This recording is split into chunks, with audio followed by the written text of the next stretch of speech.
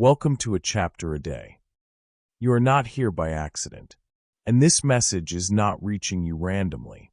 Right now, in this moment, something ancient, intelligent, and infinitely abundant is responding to your awareness. The angelic realm does not respond to effort. It does not respond to struggle. It responds to alignment. And alignment begins with a decision. For most of your life, you were taught that abundance must be earned, chased, justified, or proven worthy of. But that belief was never true. It was inherited. It was programmed. And today, that program ends. Because abundance is not something you attract from the outside. Abundance is something you allow from the inside. Angelic intelligence operates beyond fear, beyond limitation, beyond time. It exists in a frequency of absolute order, divine flow, and effortless provision. And when your thoughts, emotions, and identity match that frequency, abundance becomes unavoidable. This audiobook is not about hoping.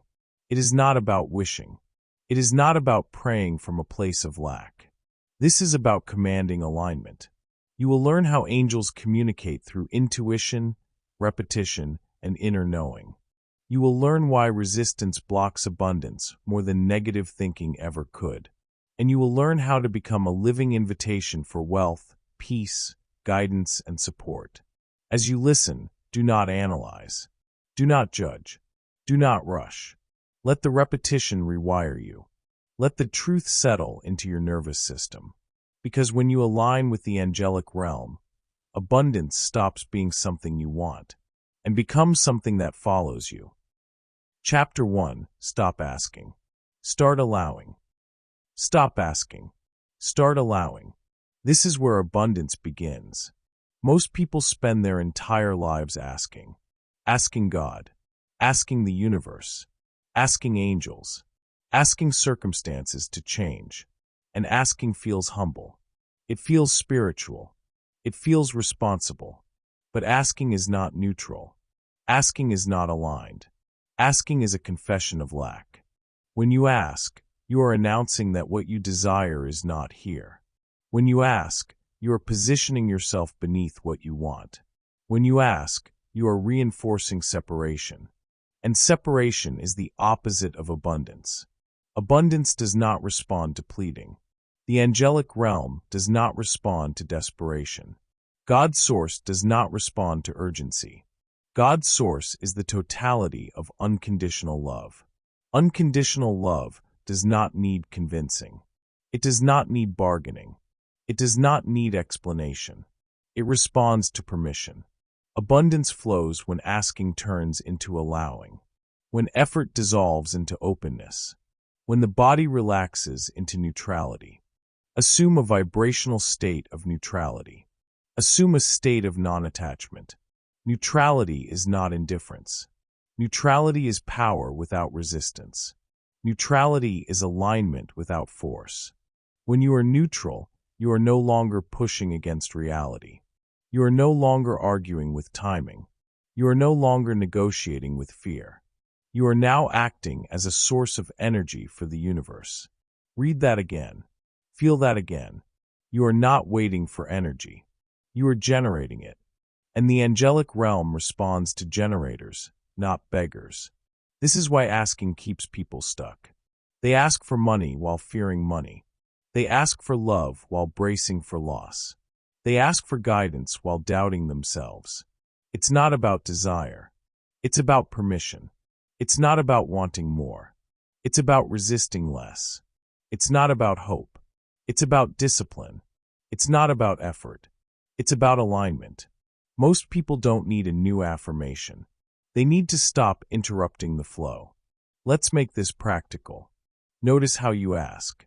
You say things like, I hope this works out. I just want a chance.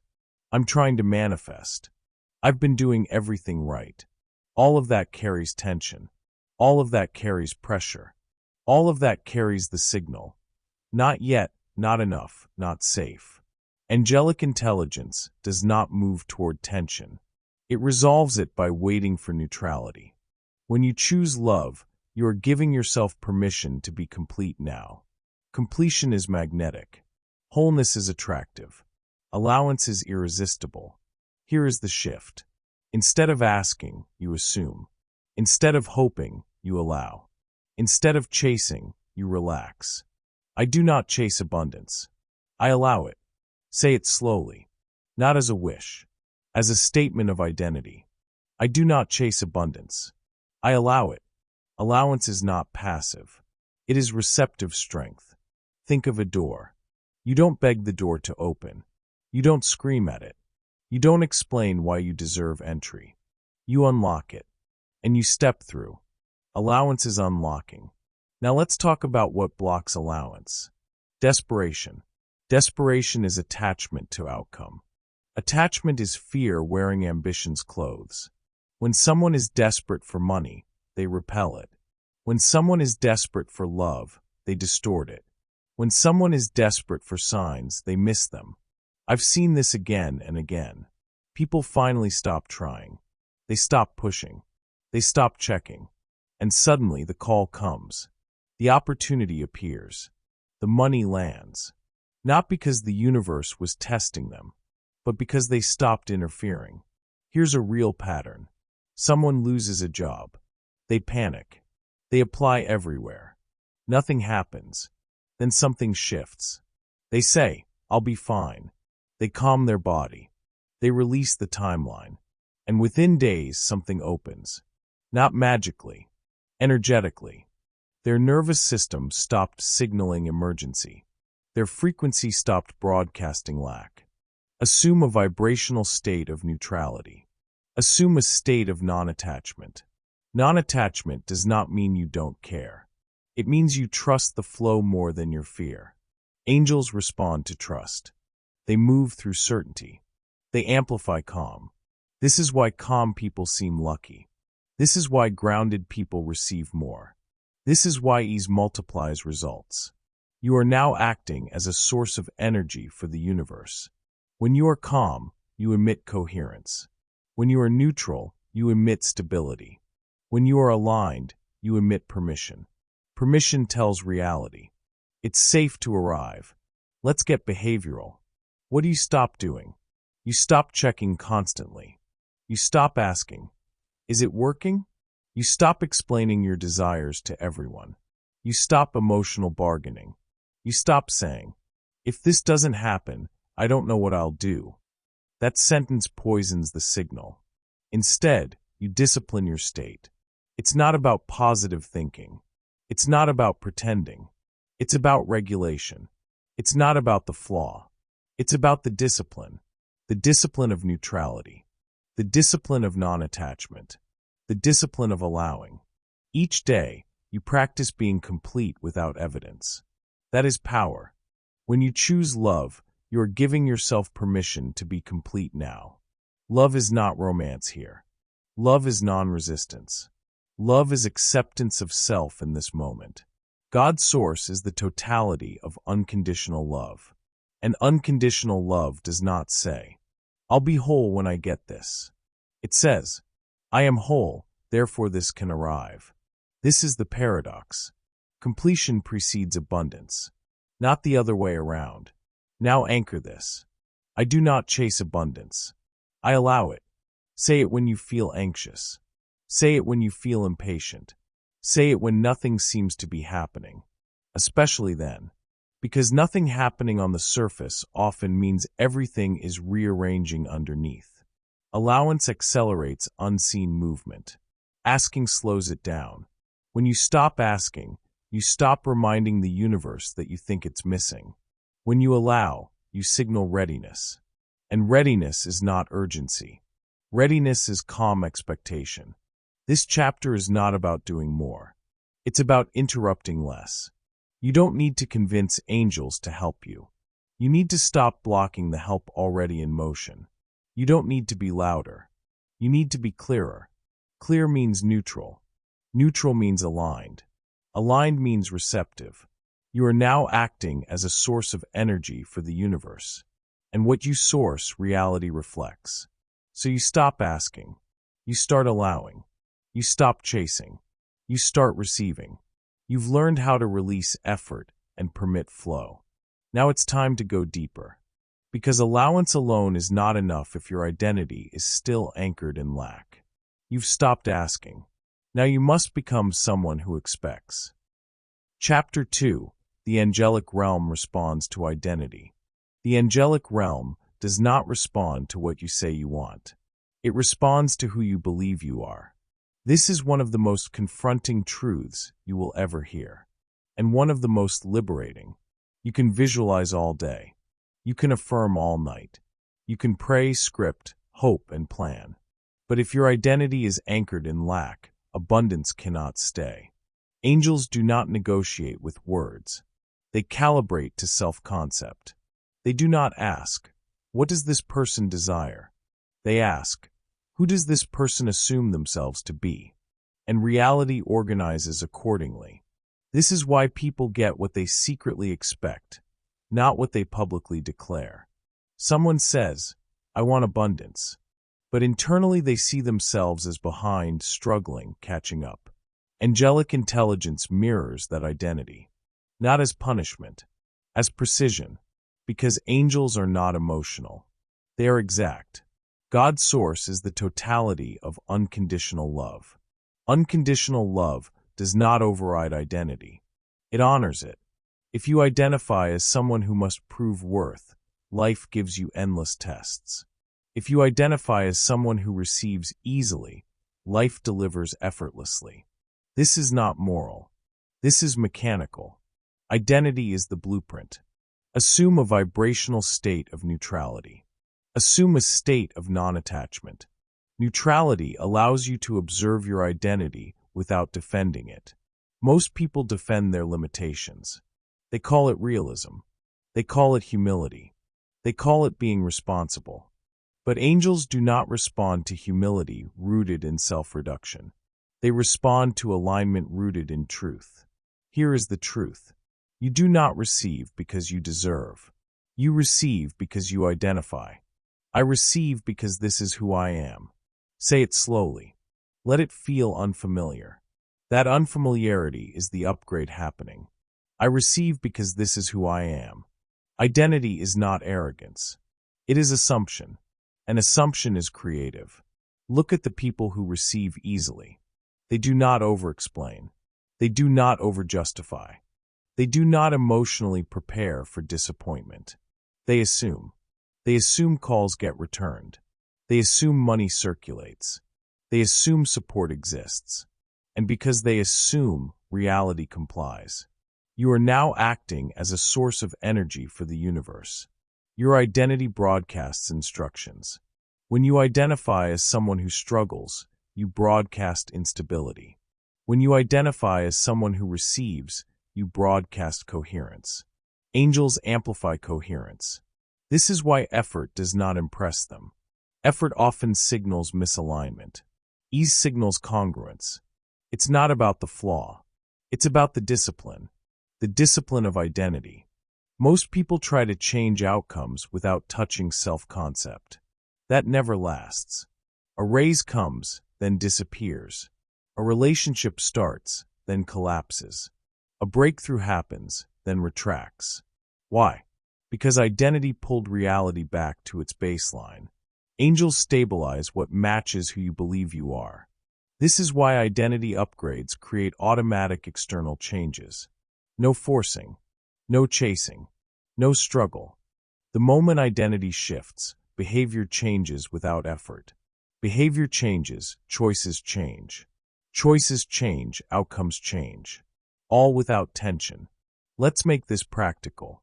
Ask yourself, without judgment, who do I believe I am when no one is watching? Not who you want to be. Not who you post as. Not who you perform as. Who are you when something good is delayed? Do you think, of course this is hard? Or do you think, it's reorganizing? That thought reveals identity. Angels respond to that signal. Assume a vibrational state of neutrality. Assume a state of non-attachment. Non-attachment allows identity to update without panic. You don't fight the old self. You outgrow it.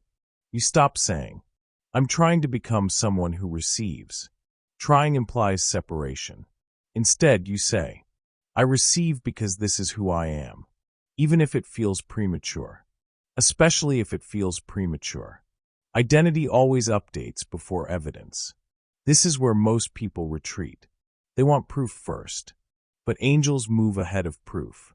They move on assumption. This is why faith is calm, not emotional. Faith is identity without drama. When you choose love, you're giving yourself permission to be complete now. Completion is identity-based, not circumstance-based. You do not wait for money to feel secure. You identify as secure, and money follows. You do not wait for validation to feel chosen. You identify as chosen, and relationships shift. This is not imagination. This is alignment. God's source is the totality of unconditional love. And unconditional love says, you are allowed to be complete now. Now notice what collapses when identity upgrades. You stop over-explaining. You stop chasing validation. You stop bracing for disappointment. Not because you are trying to be confident, but because the identity that needed those behaviors is gone. Angels love this state because they can work cleanly. No mixed signals. No self-sabotage. No emotional static. You are now acting as a source of energy for the universe. Your energy says, this is normal for me. Normal is the most powerful word in manifestation. What is normal for you persists. What is abnormal requires effort. Make receiving normal. Normalize support. Normalize ease. Normalize abundance. I receive because this is who I am. Repeat it until it stops feeling like a statement and starts feeling like a description. This chapter is not asking you to pretend. It is asking you to decide. Identity is a decision reinforced by repetition. Not hype, not force, not performance, just consistency.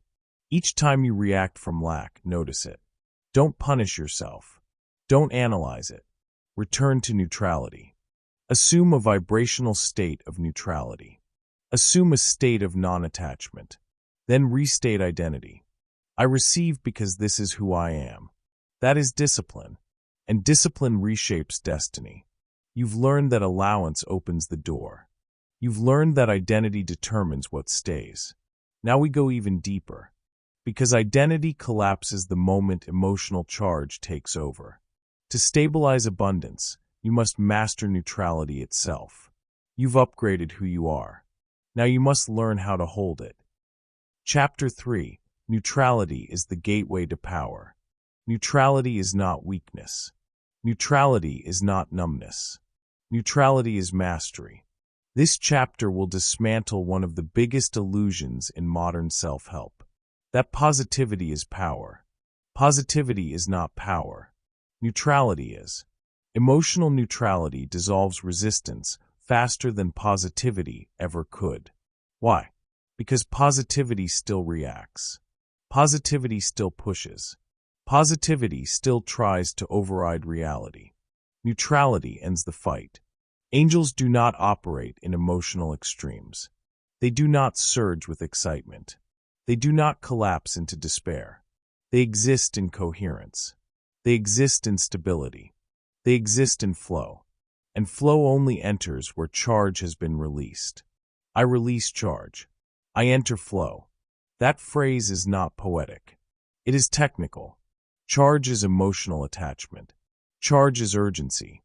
Charge is resistance disguised as motivation. Anytime you are emotionally charged, you are gripping reality. And what you grip, you restrict. Neutrality opens the hand. Assume a vibrational state of neutrality. Assume a state of non-attachment. Non-attachment does not mean you stop caring. It means you stop contracting. Most people believe they need to feel high to attract high outcomes. That is false. High emotion is unstable. Low emotion is unstable. Angels work in the middle. They move where the signal is clean. Think about the moments in your life when things worked out unexpectedly. You weren't desperate. You weren't forcing positivity. You were calm. You were grounded. You were neutral. That neutrality was not accidental. It was alignment. You are now acting as a source of energy for the universe, and the universe responds best to steady sources. This is why emotionally volatile people manifest cycles, not stability. High highs, low lows. Nothing holds. Neutrality creates continuity. Let's break this down behaviorally.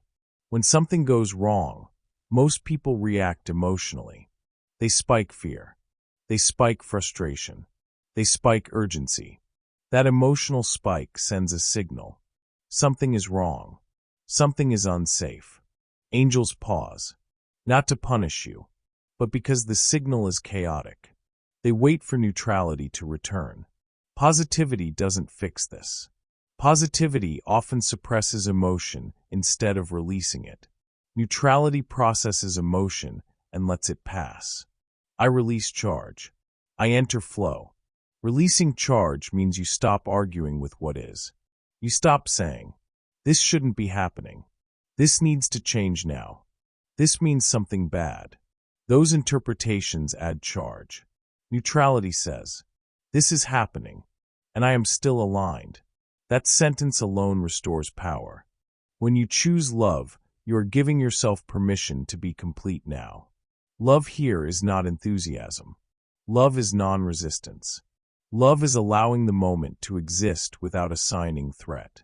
God's source is the totality of unconditional love. Unconditional love does not panic. It does not rush. It does not dramatize. It holds. Neutrality is how you match God's source. This is why neutrality is magnetic. Now let's talk about why positivity fails so many people. Positivity often says, "I must feel good so bad things won't happen." That creates pressure. Pressure is resistance. Resistance blocks flow. Neutrality says, "I am okay regardless." That dissolves resistance instantly. Angels respond to that signal, because neutrality tells them, this person trusts the process. Trust opens channels that effort never will. Assume a vibrational state of neutrality. Assume a state of non-attachment. Non-attachment allows outcomes to move freely. Attachment pulls outcomes back into struggle. This is why people who don't care often receive faster. They're not broadcasting interference. They're calm. Calm is clarity. You are now acting as a source of energy for the universe, and your emotional state is the voltage. Neutrality is stable voltage. Now let's make this actionable. The moment something triggers you, pause. Not to fix it, not to reframe it, not to analyze it. Pause to decharge. Take a breath. Relax your jaw. Drop your shoulders. Then say internally, "I release charge. I enter flow." Say it again. "I release charge. I enter flow." Notice how the body responds. That release is not imaginary. It's physiological. When the body relaxes, the signal cleans up. When the signal cleans up, guidance resumes. This is why angels often go silent during emotional chaos. Not because they left, but because the channel is noisy. Neutrality clears the channel. This is also why forcing excitement backfires. Excitement is still charge, just a socially approved one. Angels don't need you excited. They need you available. Availability is neutrality. Now let's address fear. Fear is not the enemy. Resistance to fear is. When fear arises and you try to override it with positivity, you add layers. Neutrality lets fear pass through. You notice it. You don't personalize it. You don't obey it. You let it dissolve. I release charge. I enter flow. This phrase retrains the nervous system. Over time, neutrality becomes your default.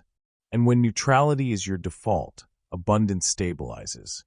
Because abundance does not survive in chaos. It survives in order. Angels are architects of order. They organize probability. They synchronize timing. They coordinate support. But they require a steady base.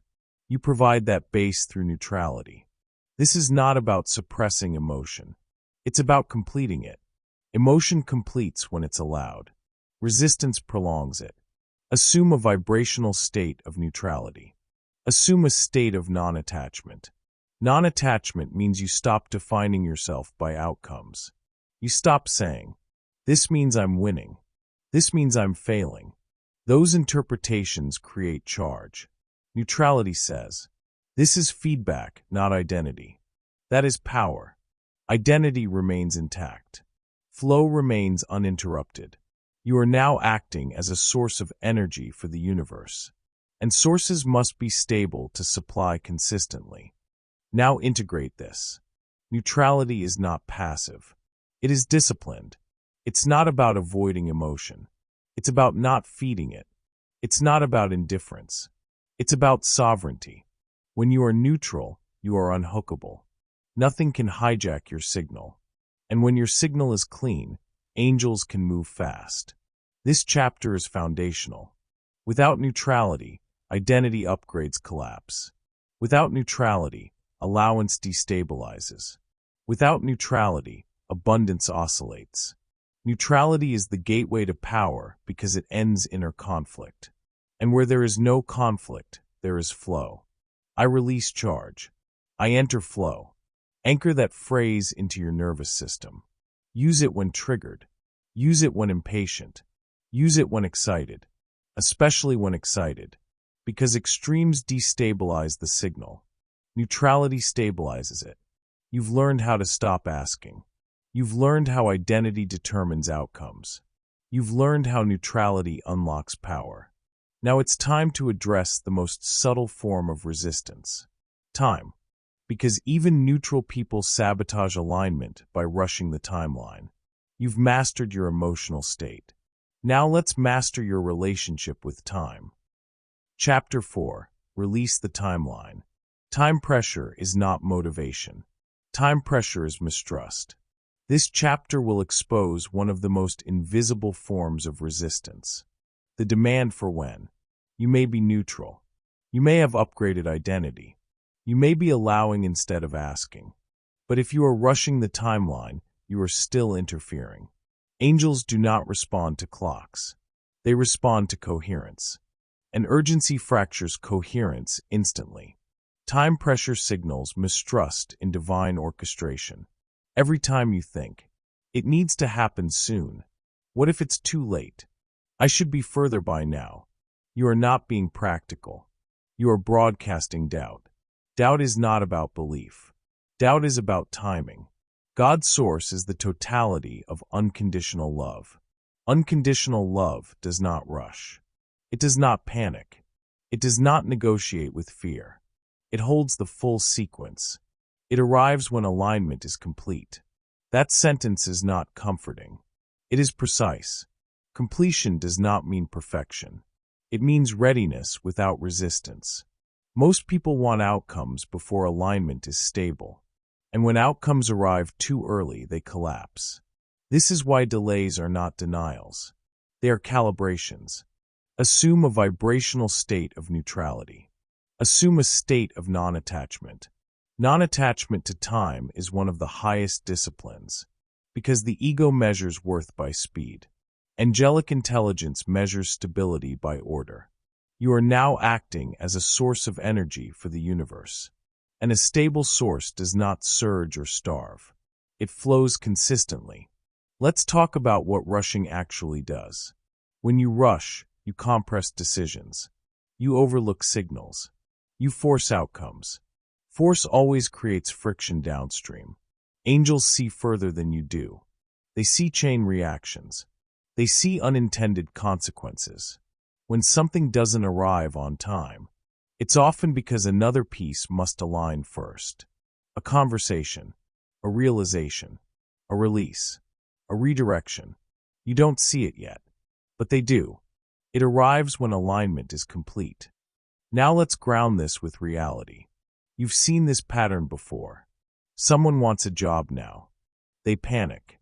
They take the first offer.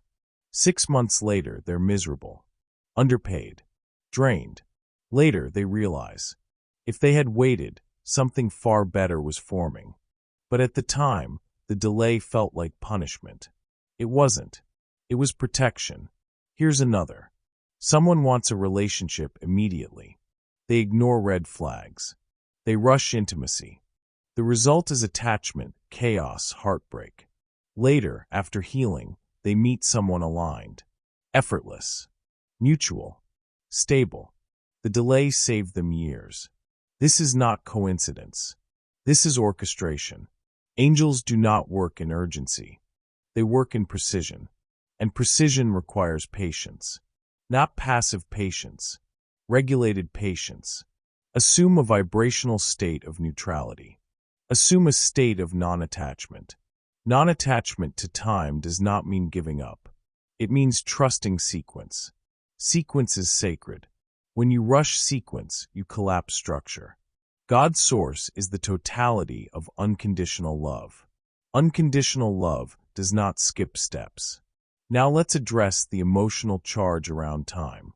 Time pressure creates anxiety. Anxiety creates narrowing. Narrowing blocks options. This is why rushed people miss opportunities. They are too focused on when to notice how. Angels communicate through timing cues, through delays, through redirections. But if you're impatient, you label guidance as obstacles. And then you fight it. It arrives when alignment is complete. Repeat it when impatience appears. Repeat it when comparison triggers. Repeat it when you feel behind. Especially when you feel behind. Because behind is an illusion created by comparison. Comparison is ego time. Alignment is divine time. Divine time does not compete. It coordinates. You are not late. You are not early. You are calibrating. You are now acting as a source of energy for the universe. And sources do not chase deadlines. They hold consistency. Let's talk about multiplication. Delayed abundance often arrives multiplied. Why? Because while you were waiting, other components aligned. Confidence increased. Clarity sharpened. Boundaries strengthened. So when abundance arrives, you can hold it. Early arrival without capacity leads to loss. Later arrival with capacity leads to expansion. Angels care more about retention than arrival. This is why some people win quickly and lose faster. The timeline was honored, not the alignment. Angels will always choose long-term stability over short-term relief. This is love. When you choose love, you are giving yourself permission to be complete now. Completion dissolves urgency. Urgency says, I am incomplete until this happens. Completion says, I am whole while it unfolds. Wholeness stabilizes the signal. And when the signal is stable, timing accelerates naturally. This is the paradox. When you stop rushing, things move faster. Not because you let go, but because you stopped interfering. Assume a vibrational state of neutrality. Assume a state of non-attachment. Now apply this practically. When you catch yourself checking the clock, refreshing emails, watching numbers, counting days, pause, breathe, and state internally. It arrives when alignment is complete. Say it without sarcasm. Say it without bargaining. Let it land. Notice how the body relaxes. That relaxation is not giving up. It is restoring trust. Trust is the currency angels respond to. Angels cannot assist someone who is fighting the process. They assist those who cooperate with sequence. This does not mean inaction. It means inspired action instead of frantic action. Inspired action feels obvious. Frantic action feels heavy. Time pressure always creates heaviness. Release it. Now let's talk about self-judgment around time. People say, I wasted years. I should have known sooner. I'm behind. That narrative adds resistance. Those years were not wasted. They were training. They built discernment. They built contrast. They built clarity. Angels do not erase chapters. They integrate them. Your past did not delay you. It prepared you. It arrives when alignment is complete. Completion includes self-forgiveness. You cannot rush alignment while punishing yourself. That creates split signals. Neutrality reunifies them. God's source is the totality of unconditional love. Unconditional love does not shame timing. It honors readiness. This chapter is about surrendering control without surrendering intention. You still choose. You still act. You still move forward. But you stop micromanaging arrival. You stop negotiating with fear. You let orchestration do what it does best. Coordinate. You are now acting as a source of energy for the universe. And sources trust flow. They do not demand speed. They maintain alignment. Anchor this deeply. It arrives when alignment is complete. Let that replace impatience. Let that replace comparison. Let that replace pressure. Because pressure is the last thing abundance needs. You've released asking. You've upgraded identity. You've mastered neutrality. You've surrendered the timeline. Now we address the final illusion that keeps people waiting. The belief that abundance is a reward. It is not. It is a frequency. And frequencies respond instantly when matched. You've learned how to wait without resistance. Now let's learn how to tune. Chapter 5. Abundance is a frequency, not a reward. Abundance is not a prize. It is not a payment. It is not a moral outcome. Abundance is a frequency. And frequencies do not care how hard you tried. They do not care how good you were. They do not care how much you suffered. Wealth responds to resonance, not morality or effort. This is one of the hardest truths for people to accept because effort feels virtuous. Struggle feels noble. Sacrifice feels deserving. But the universe does not operate on effort-based accounting.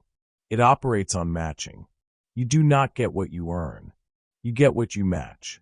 God's source is the totality of unconditional love. Unconditional love does not reward or punish. It reflects. And reflection is neutral. This is why good people struggle financially. And unethical people sometimes thrive. Not because the universe is unfair, but because frequency is impartial. Assume a vibrational state of neutrality. Assume a state of non-attachment. Neutrality allows you to see this without resentment. Resentment blocks abundance faster than laziness ever could. Because resentment is resistance to what is. Angels do not moralize money. They organize flow. They respond to resonance. I tune and abundance responds. That sentence is the key to this entire chapter. Tuning is internal. Response is external. You control one. You never force the other. Let's break this down in a way the mind can understand. Think about a radio.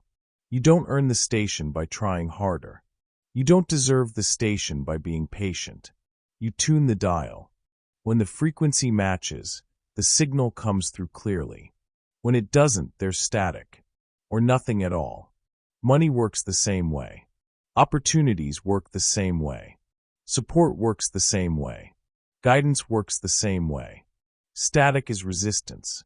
Clarity is alignment. You are now acting as a source of energy for the universe. And every source emits a frequency, whether it's conscious of it or not. Most people are emitting effort frequency. Effort frequency says, I must push to receive. I must prove to deserve. I must work harder than others. That frequency attracts exhaustion, not abundance. Abundance arrives where ease is normal. Ease does not mean laziness. Ease means congruence. Congruence is when who you are, what you believe, and how you act are aligned. Angels amplify congruence. This is why some people seem to fall into opportunities. They are not lucky. They are tuned. I tune, and abundance responds. Now let's dismantle the reward myth. The reward myth says, if I suffer enough, I will be paid back. If I struggle long enough, something good must happen. This creates waiting energy. Waiting is not receptive. Waiting is suspended lack. Angels do not respond to waiting. They respond to being. Being is identity-based, not effort-based. When you identify as abundant, you tune to abundance. When you identify as striving, you tune to scarcity. This is not about pretending you're rich.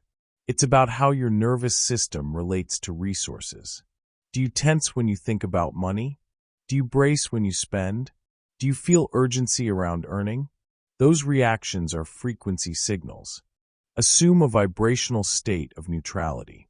Assume a state of non-attachment. Non-attachment stabilizes the signal. Now let's use everyday examples. Have you noticed how calm people get better service? They don't rush the waiter. They don't complain aggressively. They don't demand attention. And somehow they receive more care. That's frequency. Have you noticed how some people always know someone? They get introductions easily. Doors open naturally. That's frequency. They are not chasing. They are available. You are now acting as a source of energy for the universe. Your state tells reality how to treat you. When your state says, "There is enough," reality agrees. When your state says, "There is never enough," reality reflects that too. This is not punishment. It is accuracy. Angels are accurate. They do not override your tuning. They amplify it. This is why effort without alignment backfires. Effort says, "I don't trust the flow." Trust is a frequency, and trust is calm. God's source is the totality of unconditional love. Unconditional love does not say, "Try harder." It says, "Relax into what you already are." Now let's talk about morality. Many people subconsciously believe wealth must be earned through suffering. They associate money with guilt. They associate ease with laziness. They associate receiving with taking from others. That belief collapses frequency. Abundance is not zero-sum. It is circulatory. Money moves toward clarity, not virtue. This does not mean ethics don't matter. It means ethics and abundance are separate systems. Confusing them creates interference. You don't need to justify receiving. You need to be tuned. I tune and abundance responds. Say it when guilt appears. Say it when comparison appears. Say it when you think someone else deserves more. Deserving is irrelevant. Resonance is everything. Now let's get behavioral. What does tuning look like in daily life? It looks like regulating your nervous system around money. It looks like making decisions from calm instead of panic. It looks like spending and saving without emotional charge. Charge distorts frequency. I release charge. I enter flow. That phrase still applies here. You release charge around money. You release charge around outcomes. You release charge around timing. And when charge releases, tuning stabilizes. You are now acting as a source of energy for the universe. A calm source attracts flow. A frantic source repels it. This is why hustling eventually collapses. Hustle is unsustainable frequency.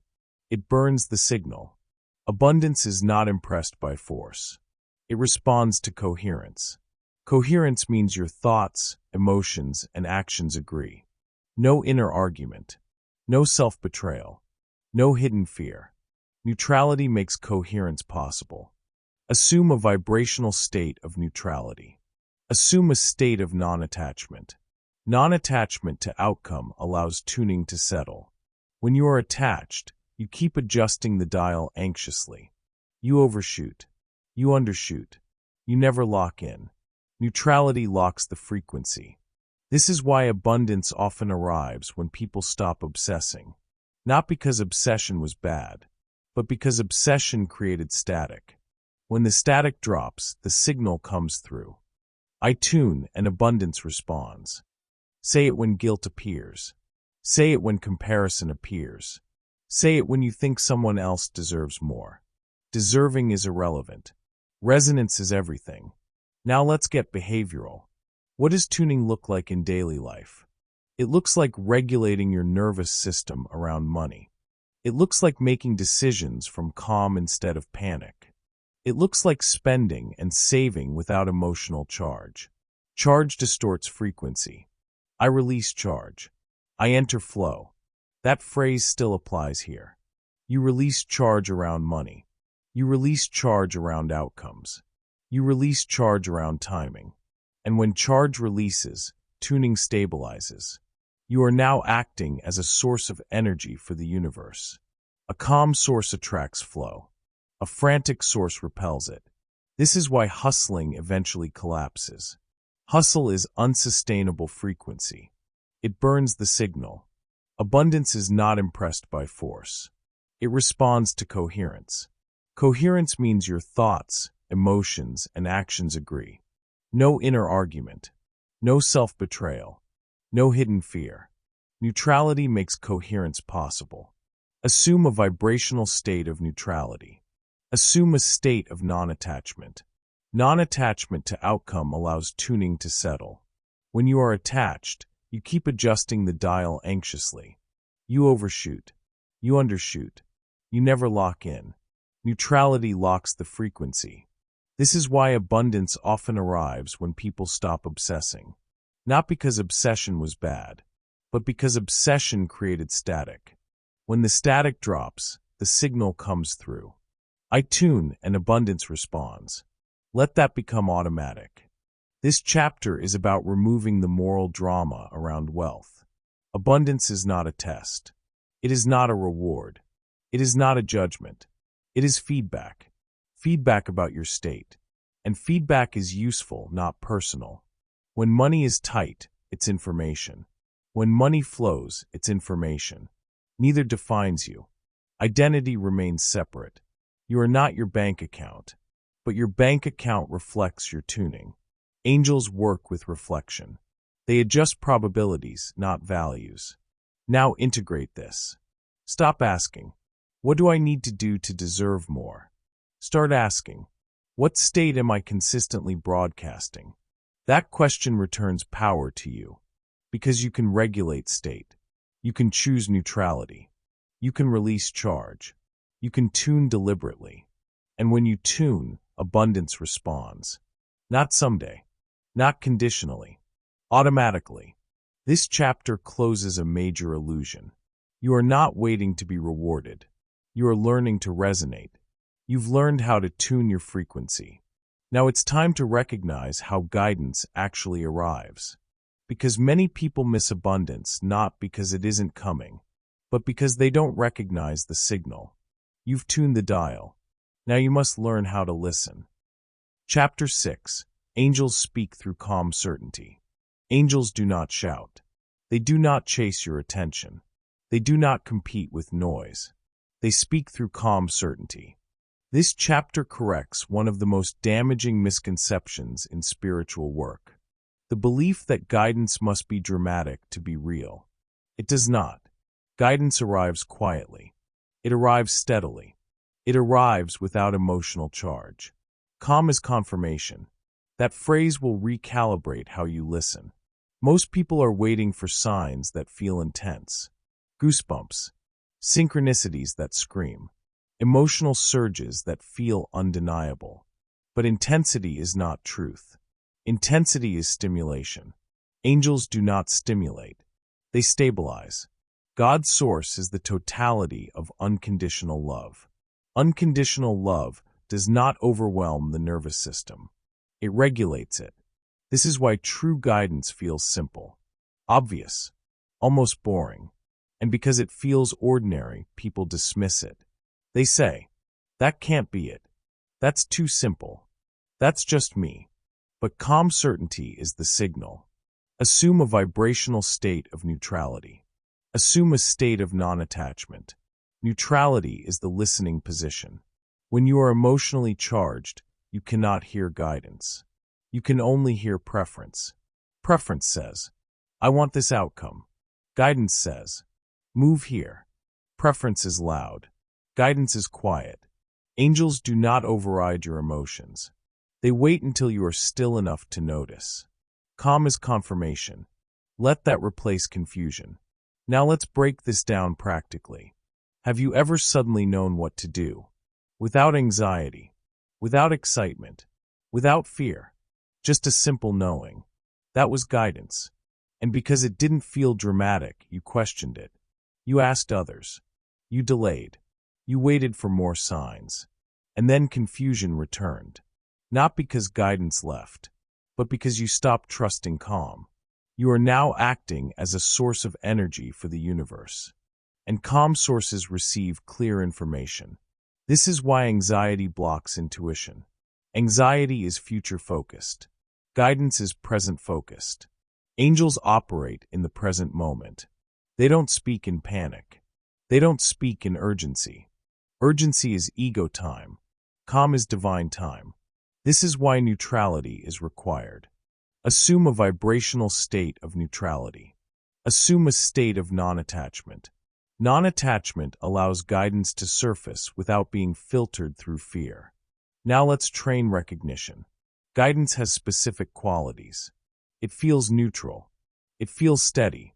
It does not argue. Guidance does not justify itself. Fear explains. Guidance states. Fear says, "What if this goes wrong?" Guidance says, "Go left." No story. No emotion. Just direction. People miss this because they're waiting for emotion to validate truth. Emotion is not validation. Stability is. Calm is confirmation. Say it whenever you feel uncertain. Now let's talk about overthinking. Overthinking is the attempt to manufacture certainty. But certainty is not created. It is recognized. Angels do not give you certainty through logic. They give it through coherence. Coherence feels like internal agreement. No inner debate. No pushback. Just a quiet yes. This yes does not excite the ego. It satisfies the system. God's source is the totality of unconditional love. Unconditional love does not pressure decisions. It allows clarity to arise. Now notice this. When you are desperate, you misinterpret signals. You see signs everywhere. You attach meaning to coincidence. That is not guidance. That is anxiety seeking reassurance. Angels do not reassure anxiety. They wait for calm. This is why calm people receive fewer signs, but clearer ones. You are now acting as a source of energy for the universe, and sources must be quiet to transmit accurately. Let's talk about subtle signals. Guidance often shows up as a thought that repeats without urgency. A sense of this makes sense. A lack of resistance when considering a choice. Not excitement. Not fear. Absence of friction. That absence is key. Resistance is friction. Guidance removes friction. This is why the right decision often feels lighter. Not easier externally. Lighter internally. Angels reduce internal friction first. External movement follows. Calm is confirmation. Anchor that. Now let's address doubt. Doubt often appears after guidance. Not before. You feel clear. Then you think about it. Then doubt arises. Doubt is not intuition. It is the mind reacting to loss of control. The mind wants guarantees. Angels give alignment. Alignment feels calm. Guarantees feel anxious. Do not confuse them. Assume a vibrational state of neutrality. Assume a state of non-attachment. When doubt appears, do not fight it. Fighting creates charge. Instead, return to the body. Relax. Breathe. Release the need to decide immediately. Then listen again. Guidance will still be there. Fear comes and goes. Guidance remains consistent. Consistency is the marker. Angels repeat guidance gently. Not urgently. Not emotionally. The same thought. The same nudge. Over time. People ignore it because it doesn't escalate. But truth doesn't escalate. Ego does. You are now acting as a source of energy for the universe. And the universe responds best to consistency. Now let's correct another misconception. Many people believe angels will save them from discomfort. They won't. They guide toward alignment, not comfort. Alignment sometimes includes endings, boundaries, redirection. But even those instructions feel calm. Sad maybe, but not chaotic. Grief can coexist with calm. Fear cannot. This distinction matters. Calm is confirmation.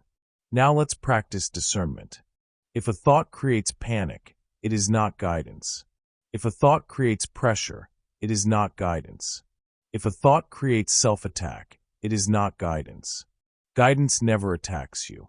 God's source is the totality of unconditional love. Unconditional love does not threaten. Now observe how guidance feels in your body. It settles the chest. It slows the breath. It relaxes the jaw. Even if the decision is challenging, fear tightens. Guidance opens. This is training. You don't need more signs. You need more sensitivity. Sensitivity comes from neutrality. Assume a vibrational state of neutrality. Assume a state of non-attachment. Non-attachment prevents you from forcing meaning. You let meaning arrive. This is how angels work. They do not speak louder when ignored. They wait. And when you are calm enough, you hear. Now integrate this into daily life. Before making decisions, ask, does this feel calm or urgent? Does this feel steady or pressured? Does this feel clean or emotionally charged? The calm option is not always easier, but it is always aligned. Calm is confirmation. Let that override over analysis. This chapter is about restoring trust in subtlety.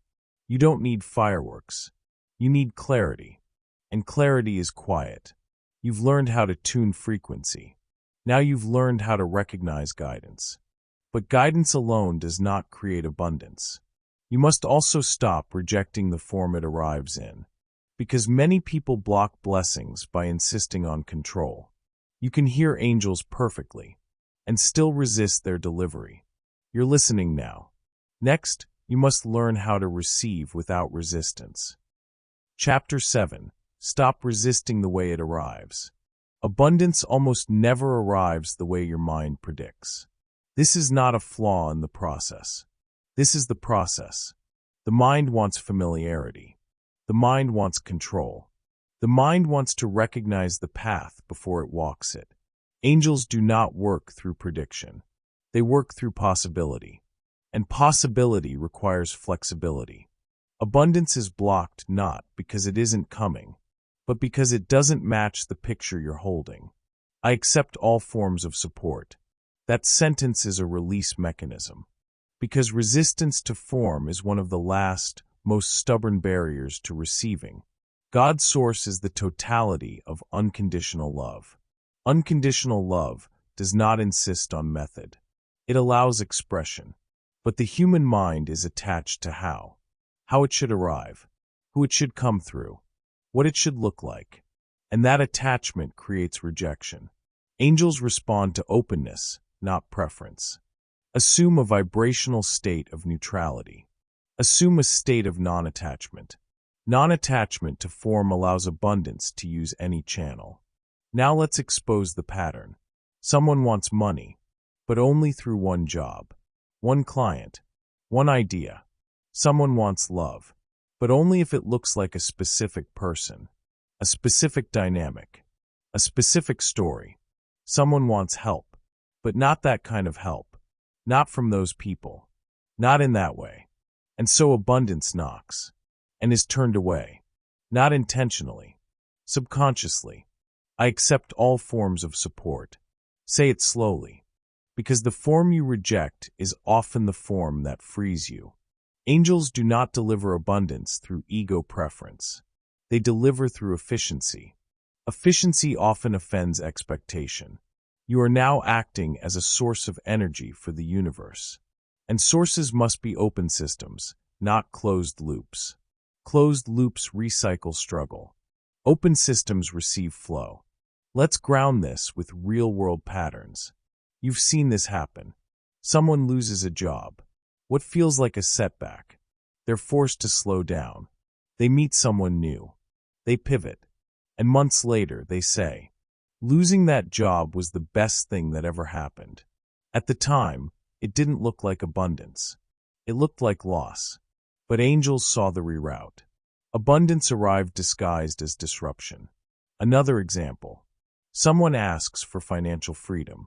Instead, they receive an opportunity to learn a skill, or a chance to collaborate, or a connection that doesn't pay immediately.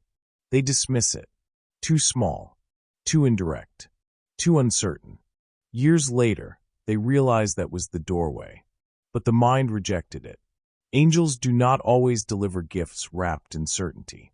They deliver seeds, and seeds require trust. I accept all forms of support. That includes support that challenges you, support that humbles you, support that asks you to grow. Support is not always comfortable, but it is always aligned. Assume a vibrational state of neutrality. Assume a state of non-attachment. Neutrality allows you to evaluate without emotional rejection. Now let's talk about pride. Pride blocks abundance more quietly than fear. Pride says, I shouldn't need help.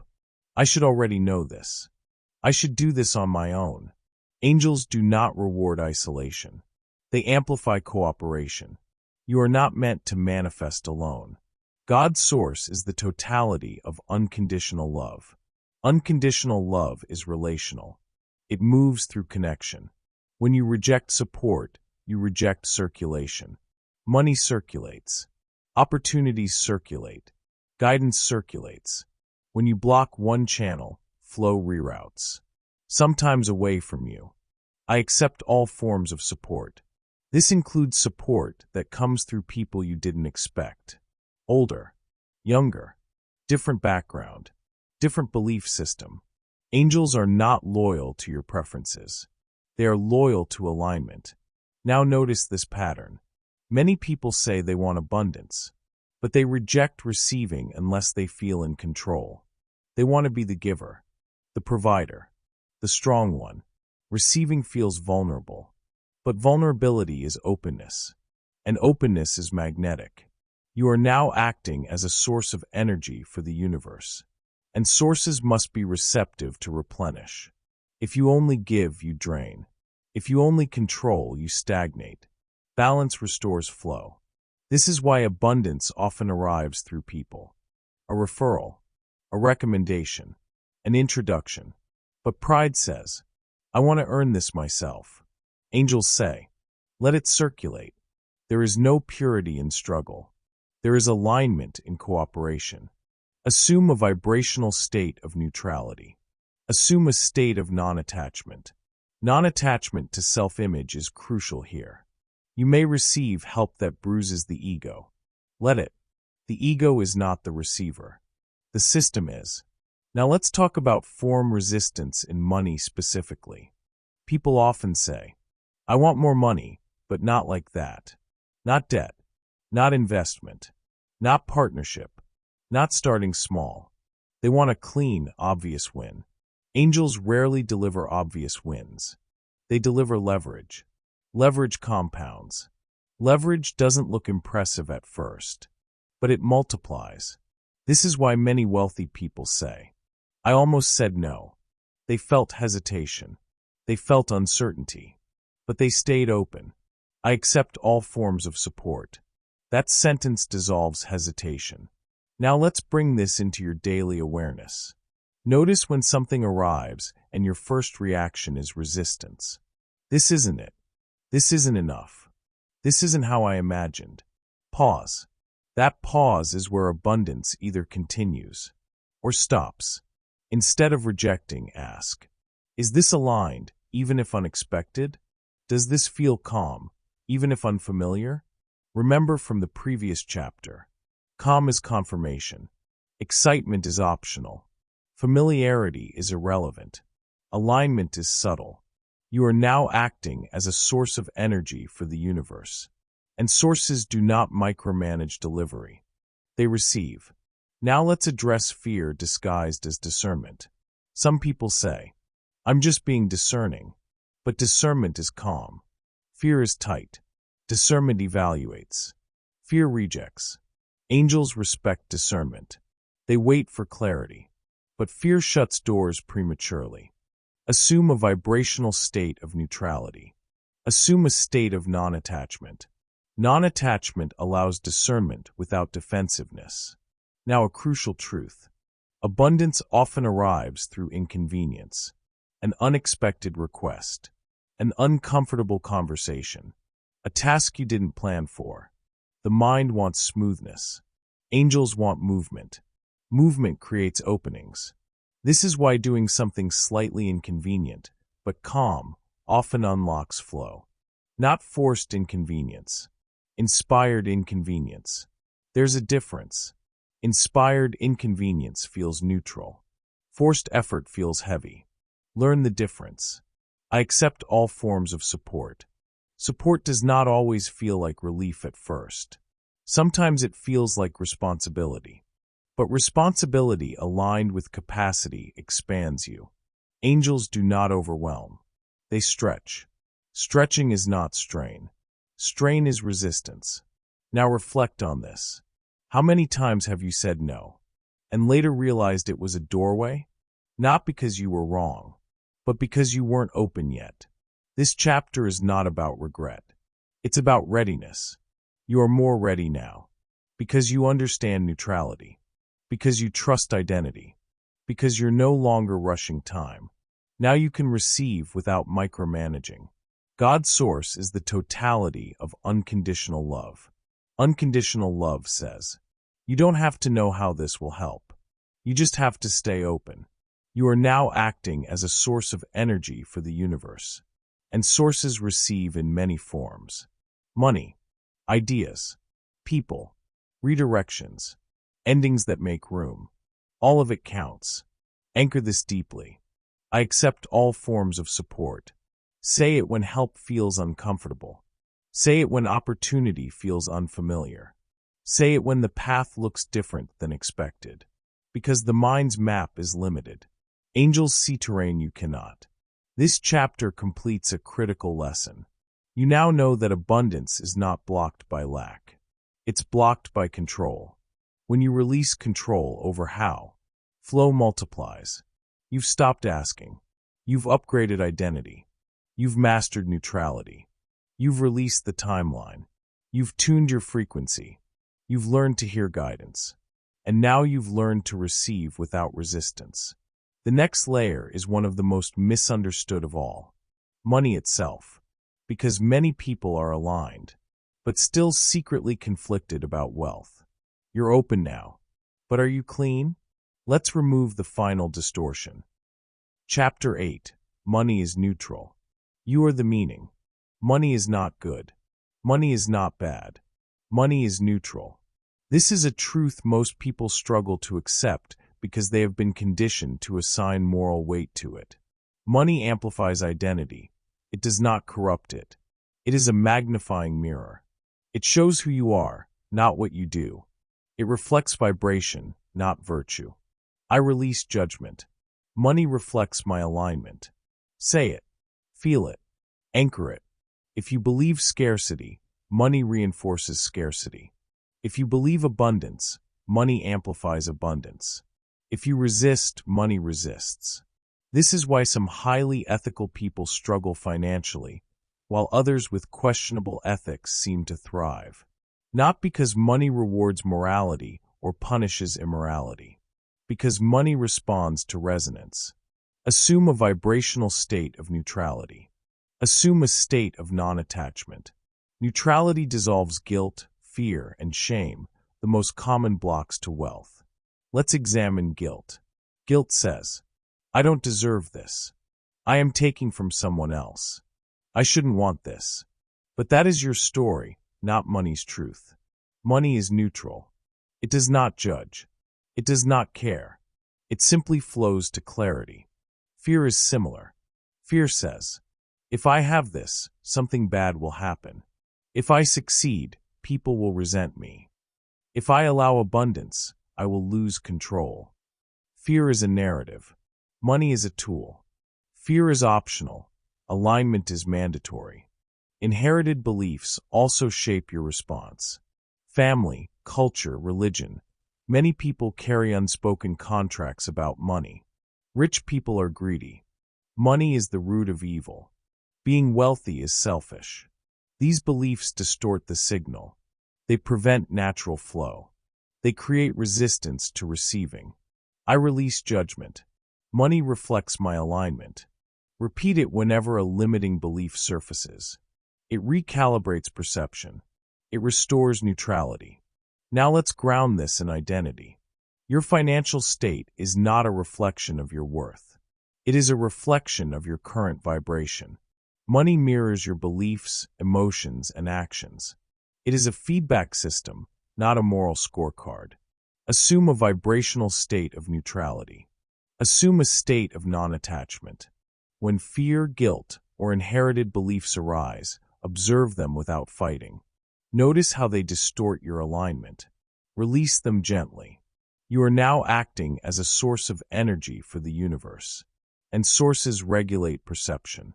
Sources do not blame tools. Sources maintain coherence. Let's talk about practical application. Look at your current financial state. Do not judge it. Do not resist it. Observe it neutrally. Notice where your emotions attach meaning. Frustration, shame, pride, worry. Detach from meaning. Neutralize judgment. Then ask, what alignment does this reflect? What vibration am I currently broadcasting? Money reflects identity. It does not impose identity.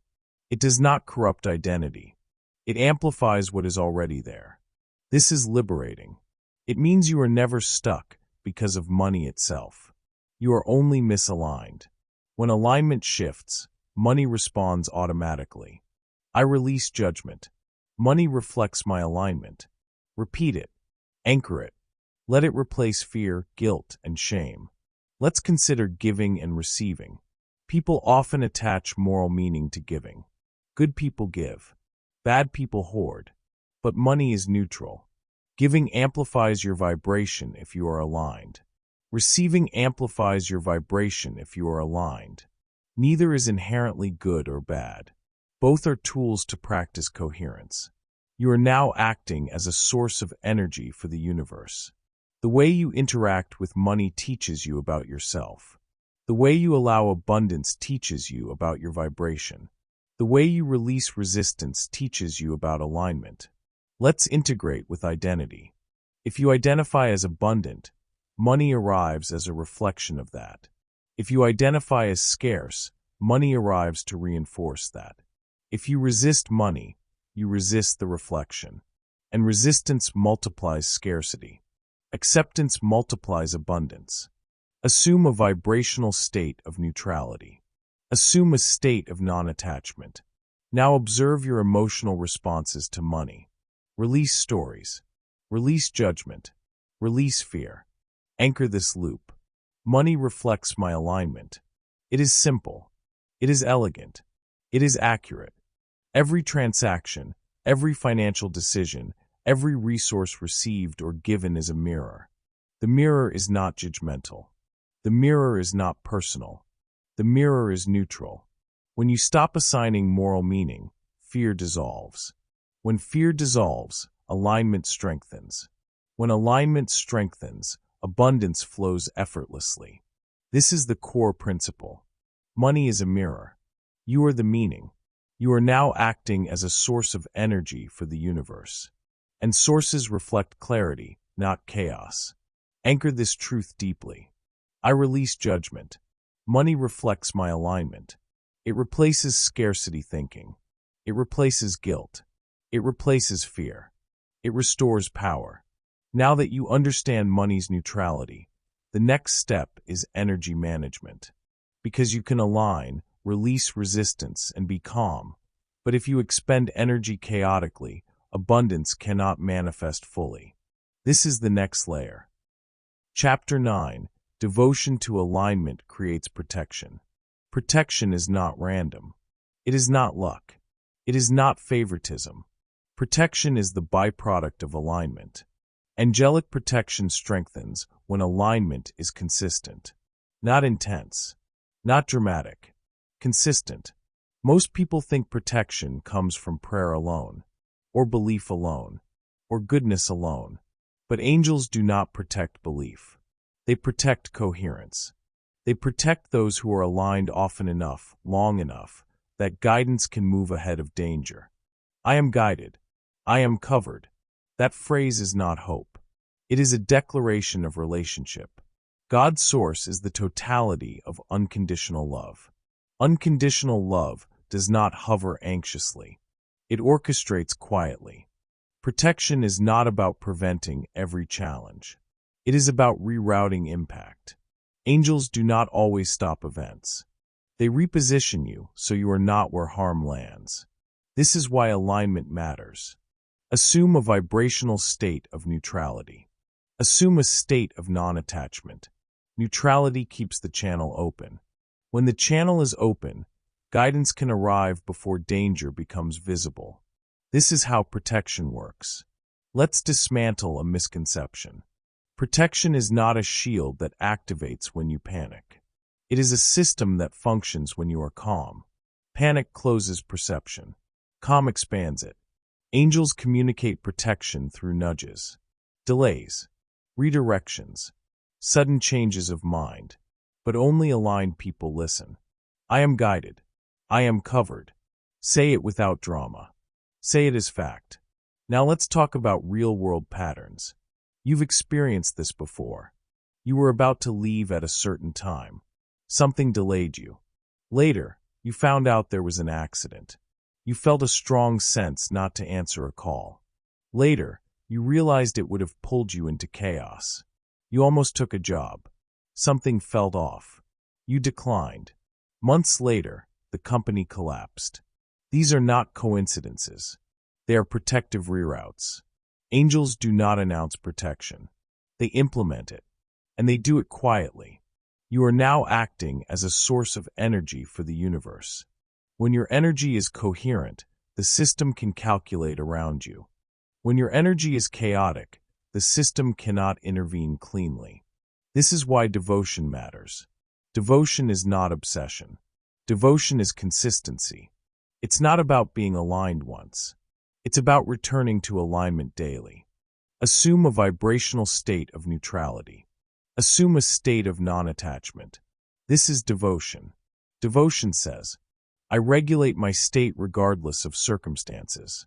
Angels respond to that discipline, because discipline creates predictability. Predictability allows protection to move ahead of time. Now let's address something important. Protection does not mean nothing bad ever happens. It means damage is minimized. Lessons are integrated. Paths are corrected early. Angels are not here to preserve comfort. They are here to preserve alignment. Sometimes protection looks like loss, because the loss removes a larger threat. Sometimes protection looks like rejection, because acceptance would have entangled you. This is why protection is often misunderstood. People say, why did this happen if I'm guided? Because that thing prevented something worse. But only hindsight reveals it. Alignment allows you to trust that. I am guided. I am covered. Repeat it when something doesn't go your way, especially then. Now let's talk about consistency. Angels strengthen protection when alignment is stable. That means you don't oscillate wildly between trust and panic. You don't abandon neutrality when triggered. You don't override guidance with urgency. Protection weakens when the signal becomes erratic. Not as punishment, as logistics. If you're constantly emotionally charged, angels cannot reroute effectively, because you're not listening. Assume a vibrational state of neutrality. Assume a state of non-attachment. Non-attachment allows course correction without resistance. Now let's get practical. What does devotion to alignment look like daily? It looks like pausing before reacting. It looks like choosing calm over control. It looks like honoring subtle nudges. You don't need to understand every nudge. You need to respect it. Guidance often sounds like, not today. Wait. Leave now. Don't respond. Simple. Quiet. Clear. And when you follow it, protection activates. You are now acting as a source of energy for the universe. And the universe protects sources that maintain coherence. Now let's address fear-based spirituality. Some people obsess over protection rituals. They worry constantly. They try to shield themselves aggressively. That obsession creates fear frequency. Fear blocks protection. Angels do not respond to fear. They respond to trust. Trust is calm. God's source is the totality of unconditional love. Unconditional love does not micromanage danger. It rearranges probability. This is why you don't need to scan for threats. You need to stay aligned. Alignment handles the rest. I am guided. I am covered. Say it when anxiety appears. Say it when uncertainty arises. Not to convince yourself, but to remember your position. You are not navigating alone, but guidance only works if you cooperate. Now let's look at misalignment. When people ignore guidance repeatedly, protection diminishes. Not because angels leave, but because the person stops listening. They override intuition. They rationalize red flags. They choose urgency over calm. Eventually, lessons escalate. Not as punishment, as correction. Angels prefer whispers, but they will use experiences if whispers are ignored. This is why devotion matters. Devotion keeps whispers sufficient. Assume a vibrational state of neutrality. Assume a state of non-attachment. Non-attachment allows you to hear whispers. Attachment demands signs. Signs arrive later. Whispers arrive earlier. Protection prefers early intervention. Now let's address a subtle point. Protection also includes energy protection. When you are aligned, you are less affected by other people's chaos. You don't absorb it. You don't personalize it. You don't carry it.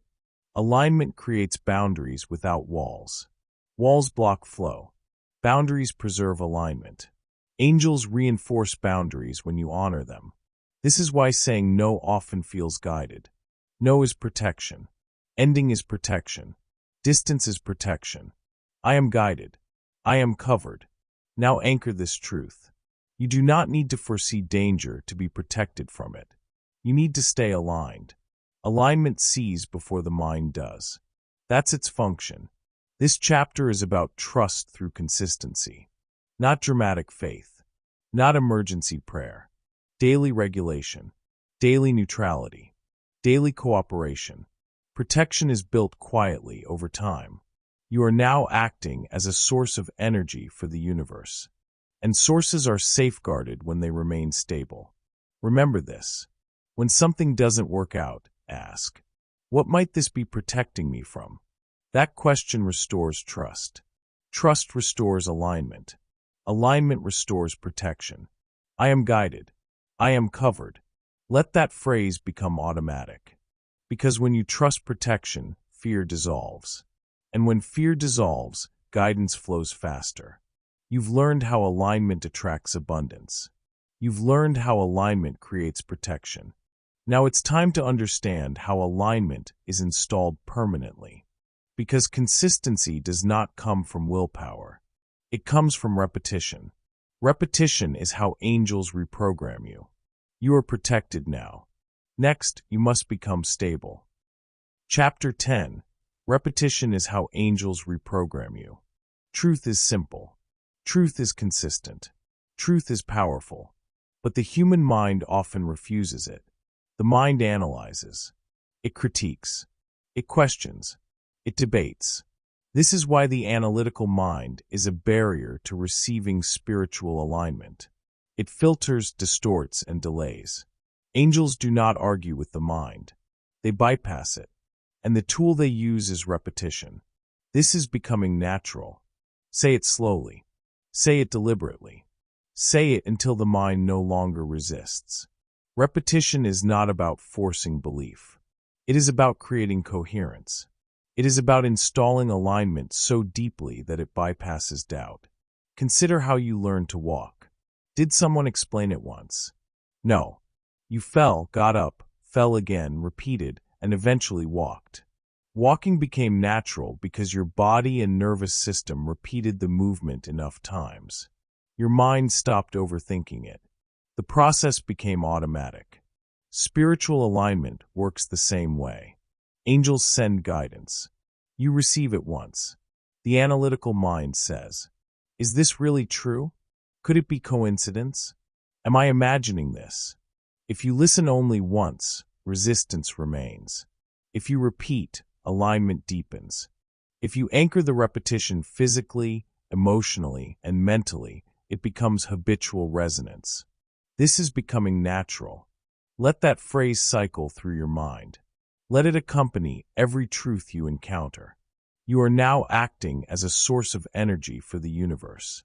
Sources transmit signals consistently, not sporadically, not when convenient, constantly. This is how angels operate. Subtle, repeated nudges. Persistent, quiet reinforcement. Now let's look at neuroscience. Your brain is designed to notice patterns. Repetition strengthens synapses. It rewires neural pathways. It makes new behaviors automatic. When you repeat a spiritual truth, the brain records it as normal. It shifts from concept to habit, from resistance to flow, from effort to ease. This is becoming natural. Say it again. Say it when you feel doubt. Say it when the mind argues. Say it when the world seems chaotic. Repetition trains the system. It trains the body. It trains the nervous system. It trains the heart. You are now acting as a source of energy for the universe. And sources require consistency. Without repetition, alignment is fragile. Without repetition, the mind reasserts control. Without repetition, fear regains ground. The angels cannot reprogram you in a single event. You must participate. You must anchor the repetition. You must cycle the truth until it permeates identity. Consider this. Someone tells you, you are abundant. Your mind disagrees. Your habits contradict it. Your actions reinforce scarcity. The statement alone changes nothing. But if you repeat it daily, I am abundant. I am aligned. This is becoming natural. Your nervous system begins to recognize the statement as reality. Your vibration shifts. Your actions adjust. Abundance flows effortlessly. Repetition is not boring. It is transformative. It is invisible at first, but cumulative over time. You are now acting as a source of energy for the universe. And sources must maintain frequency. Frequency is stabilized through repetition. Frequency is anchored through consistency. Frequency is aligned through belief-action loops. Let's connect repetition to angelic guidance. Angels whisper instructions. You obey once, maybe twice. But old habits resist. Repetition overrides resistance. Repetition rewrites the subconscious. Repetition aligns identity with destiny. This is becoming natural. Anchor the phrase physically. Breathe it in. Say it with posture. Say it with emotion. The body will remember before the mind fully believes. This is the bridge. This is the mechanism. Now let's address common resistance. People say, I've heard this before. I already know this. I don't want to sound repetitive. Repetition is not about novelty. It is about installation. The universe does not reward novelty. It rewards coherence. Coherence is energy in alignment. Repetition solidifies coherence. Coherence attracts guidance, protection, and abundance.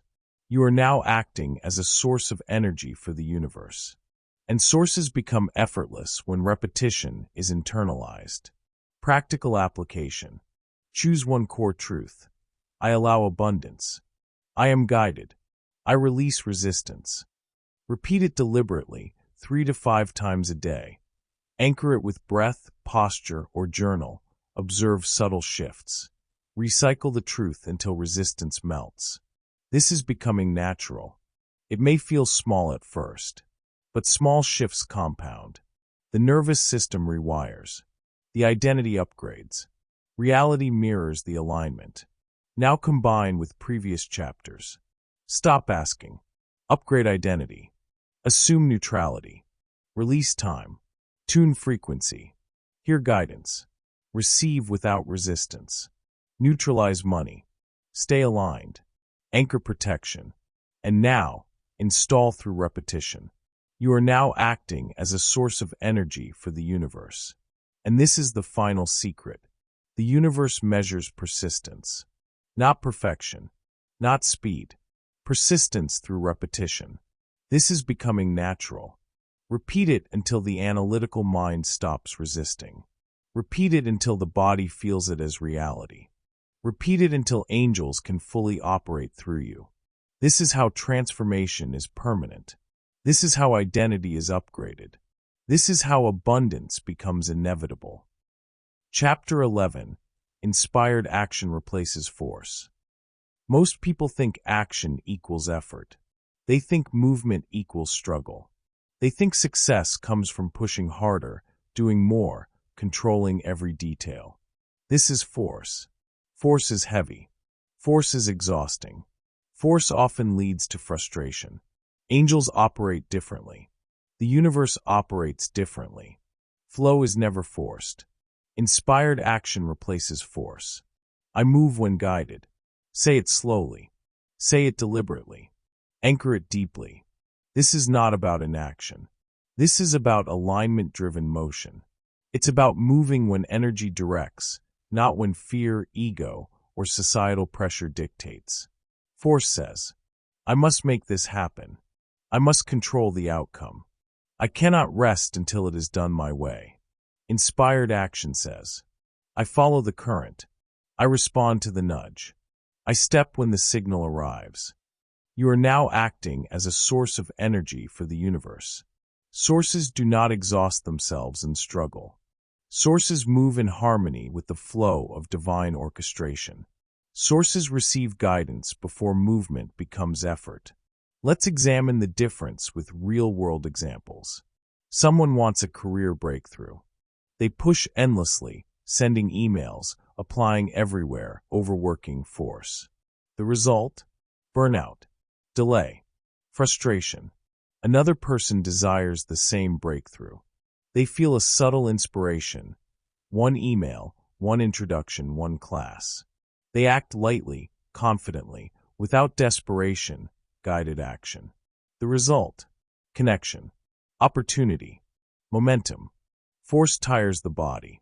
Force agitates the mind. Force repels abundance. Inspired action energizes the body. Inspired action clarifies the mind.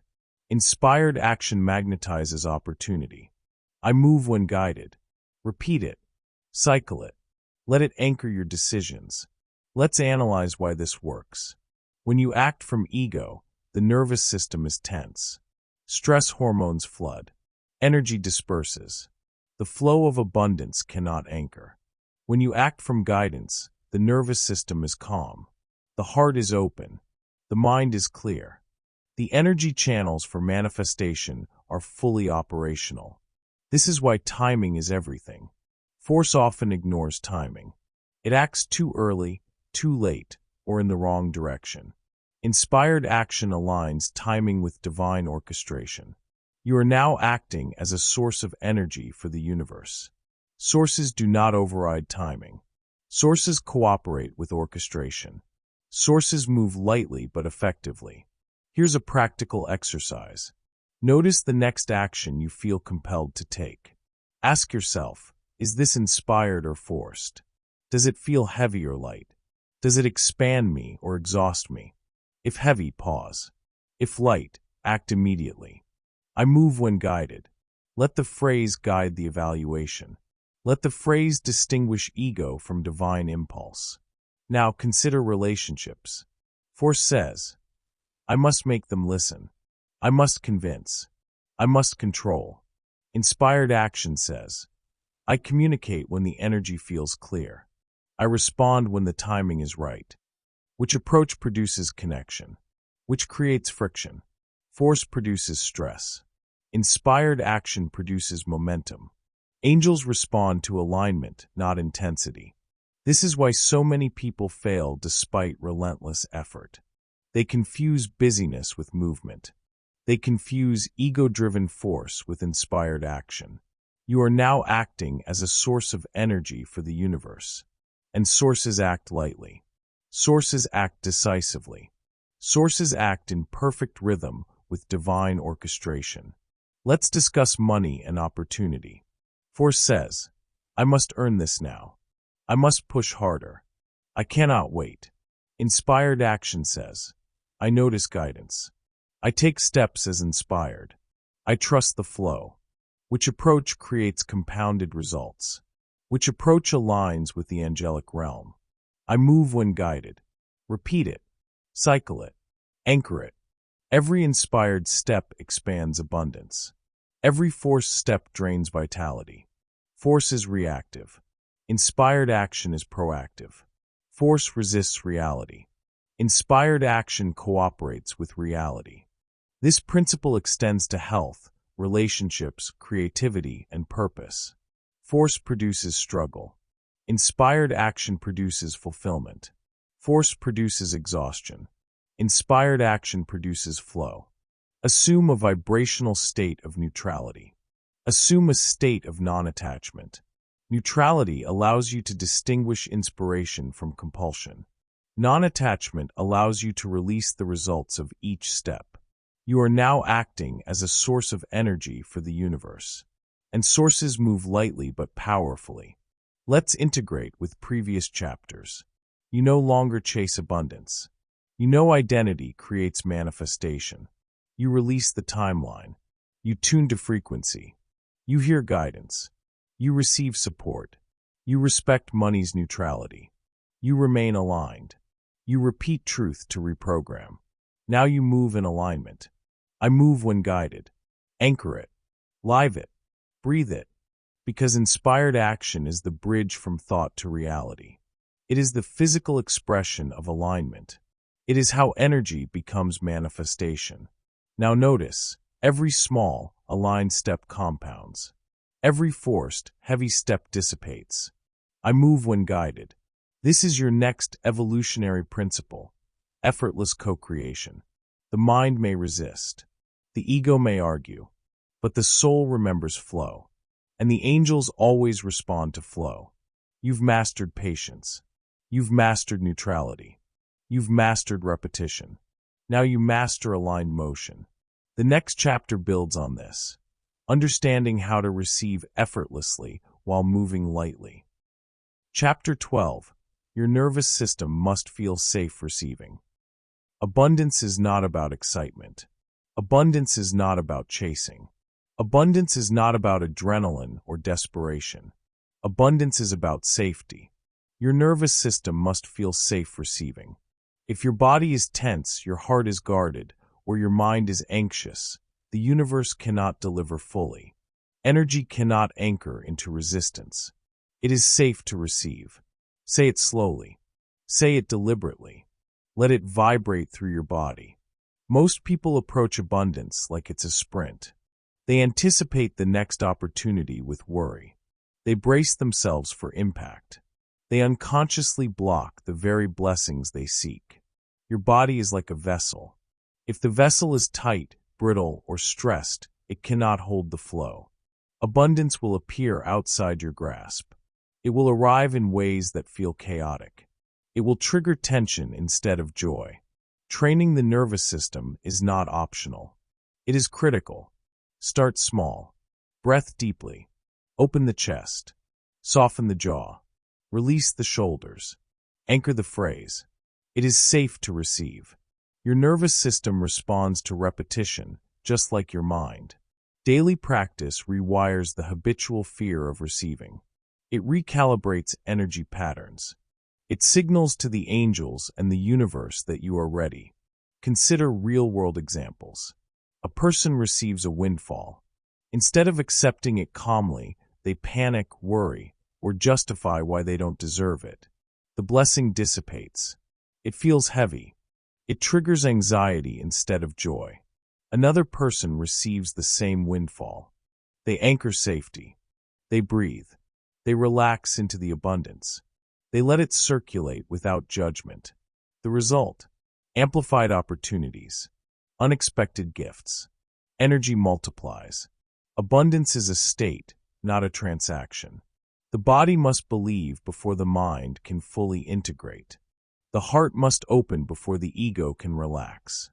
The nervous system must be calm before the universe can deliver without obstruction. It is safe to receive. Repeat it at every step. When an opportunity appears, when money comes, when praise arrives, when love or support shows up, assume a vibrational state of neutrality. Assume a state of non-attachment. Notice where tension arises. Notice where you resist letting in what is already yours. Relax. Anchor the truth. It is safe. It is allowed. It is natural. Abundance is like water. If the vessel is closed, the water spills. If the vessel is tense, the water stagnates. If the vessel is open and safe, the water flows freely and nourishes everything it touches. Your nervous system is the vessel. It must expand. It must soften. It must trust the current of life. Training the body also trains identity. A relaxed, safe body signals, I am worthy. I am ready. I can hold more. This amplifies the energy field around you. Angels respond. The universe responds. Energy moves through comfort, not through tension. Energy moves through receptivity, not resistance. Energy flows when the nervous system says yes. Notice the difference between excitement and safety. Excitement is high-frequency chaos. It produces adrenaline. It triggers fight or flight. It cannot receive smoothly. Safety is steady frequency. It produces calm attention. It opens the nervous system. It allows circulation and retention. I am safe. I am ready. It is safe to receive. Anchor this loop. Cycle it daily. Say it with the body, with the breath, with the heart. Receiving is not about earning. Receiving is not about proving. Receiving is not about transaction. Receiving is state management. It is nervous system calibration. It is emotional coherence. It is identity integrity. Assume a vibrational state of neutrality. Assume a state of non-attachment. Release fear of abundance. Release guilt. Release tension. The angels respond to readiness. The universe responds to alignment. Your nervous system is the gateway. You are now acting as a source of energy for the universe, and sources receive effortlessly. The vessel is now open. The body is now calm. The mind is now neutral. The heart is now safe. It is safe to receive. Repeat it. Feel it. Live it. Anchor it. This chapter prepares you for the final stages of co-creation. You have stopped chasing. You have upgraded identity. You have entered neutrality. You have released time. You have tuned frequency. You have heard guidance. You have practiced inspired action. Now your vessel is safe. Now your nervous system is prepared. Next, we integrate everything into unshakable trust and divine flow. Chapter 13. Gratitude locks the frequency. Gratitude is not optional. Gratitude is not polite. Gratitude is not just a feeling. Gratitude is frequency control. It locks the frequency for abundance. It stabilizes the channel between you and the angelic realm. I acknowledge, and it expands. Repeat it slowly. Repeat it deliberately. Feel it deep in the body. When you are grateful, you signal, I am aligned. I am receptive. I am coherent. Angels respond to that signal. The universe responds to that signal. Your energy field amplifies that signal. Without gratitude, abundance is unstable. Opportunities come, but slip away. Blessings appear, but trigger resistance. Energy circulates, but does not anchor. Gratitude locks in alignment. Let's look at the mechanism. When you feel grateful, your nervous system calms. Your heart opens. Your body, mind, and spirit resonate in harmony. This is the ideal state for receiving. This is the state angels can act through. This is the state where abundance multiplies naturally. I acknowledge, and it expands. Repeat it with intention. Say it when small gifts arrive. Say it when unseen help guides you. Say it when your body feels healthy. Say it when ideas flow easily. Small, repeated acts of gratitude compound into massive alignment. Daily rituals anchor this frequency. For example, each morning, list 3 things you notice and appreciate. Each evening, reflect on 3 blessings you received today. When someone helps you, internally acknowledge their contribution with thanks. Simple, consistent, powerful. Every acknowledgement is a signal. Every signal strengthens the channel. Every signal expands your capacity to receive. You are now acting as a source of energy for the universe. Sources that recognize what is already present attract more. Sources that ignore blessings invite resistance. Notice the difference in your life when gratitude is consistent. Opportunities arrive more fluidly. People respond more positively. Ideas and resources multiply without strain. Contrast that with impatience. Contrast that with focusing on lack. Contrast that with resistance. Impatience contracts energy. Focusing on lack blocks flow. Resistance disconnects you from guidance. Gratitude neutralizes contraction. Gratitude amplifies receptivity. Gratitude locks in alignment. Anchor the phrase, I acknowledge, and it expands. Use it as a daily mantra. Cycle it with breath. Cycle it with movement. Cycle it when checking your heart or mind. This is not abstract. It is practical. It is tactical. It is energetic infrastructure. Let's examine real-world patterns. Someone receives a compliment or a gift and shrugs it off. Energy leaks. Abundance signal weakens. Opportunities falter. Someone receives the same compliment or gift and feels genuine gratitude. Energy circulates. Frequency stabilizes. The channel expands. Gratitude is the bridge between alignment and manifestation. It locks the frequency so that what angels offer can materialize without resistance. You are now acting as a source of energy for the universe. And sources stabilize the field before miracles can anchor. Assume a vibrational state of neutrality. Assume a state of non-attachment. Combine it with nervous system safety, inspired action, and repetition. The result: compound abundance. Flow becomes effortless. Guidance becomes obvious. Support becomes visible. Every small acknowledgement becomes a beacon. Every heartfelt thank you strengthens your resonance. Every moment of recognition prepares you for larger blessings. Gratitude is not about waiting for more. It is about recognizing what already exists. It is about opening the vessel fully. I acknowledge, and it expands. Repeat it. Live it. Anchor it. You are now not just aligned, you are magnetic. You are now a source through which blessings can multiply. You are now stable, safe, and coherent. This is the final integration before mastery. Patience, identity, neutrality, timing, inspired action, safe receiving, repetition, and gratitude. Next, we amplify the ultimate truth. Divine abundance is already flowing. You simply need to mirror it fully. Chapter 14. You are not manifesting alone. The most persistent myth in modern self-help is this: you are alone in creating your life. You are not. You never have been. You are never meant to be. The universe is abundant. The angelic realm is always listening. Divine orchestration is continuously at work. Yet most people attempt manifestation as if it's a solo endeavor. They hustle. They grind. They control. They fight to prove worthiness.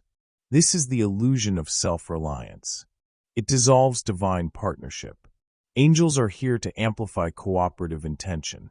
They respond to signals of openness. They act when you release ego-driven struggle. I allow support. Say it slowly. Say it deliberately. Anchor it in your chest. Co-creation is a dialogue, not a monologue. You offer clarity of intention. You offer coherence of vibration. You allow divine forces to arrange the circumstances. When you attempt creation alone, you short-circuit flow. You insist on timing.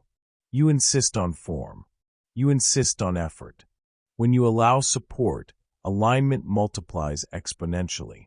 Doors open before you even knock. Connections appear without planning. Opportunities arrive through unexpected channels. Let's look at the mechanics. Angels respond to your energy field. They cannot act fully if you are rigid, fearful, or self-reliant. They amplify what is coherent, open, and inviting. Imagine a musician playing alone. Now imagine an orchestra joining in, harmonizing perfectly. The single instrument produces sound, yes, but the orchestra produces resonance, power, and richness. I allow support. This is your invitation. This is your signal. This is your alignment in action. Consider real-world examples.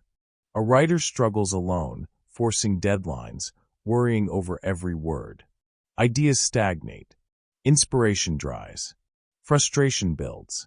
Another writer releases control and allows collaboration, mentorship, or divine inspiration. Words flow effortlessly. Opportunities multiply. Impact grows. Force blocks support. Openness invites it. You are now acting as a source of energy for the universe. And sources that allow support are magnets for co-creation. Notice how this principle applies to finances, relationships, and health. Attempting to control everything alone creates resistance.